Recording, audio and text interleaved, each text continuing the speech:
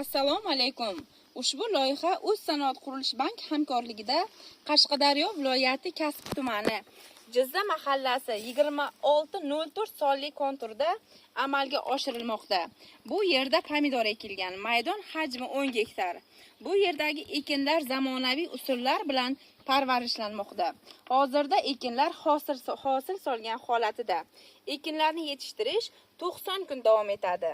Yetishtirish jarayonida sug'oriladi, tabiiy va mineral o'g'itlar bilan oziqlantiriladi. Ushbu loyihaga 10 ta dehqon xo'jaliklari biriktirilgan. Har bir dehqon uchun o'rtacha 1 gektardan yer maydonlari to'g'ri keladi.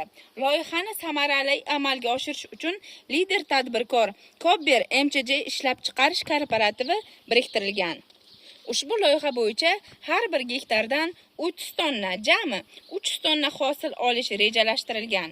Mazkur ekin yig'ishtirib olingandan so'ng ikkinchi ekinga ham yuqori daromadli ekin turini ekish orqali yer egalarining daromadlari yanada oshirilib boriladi.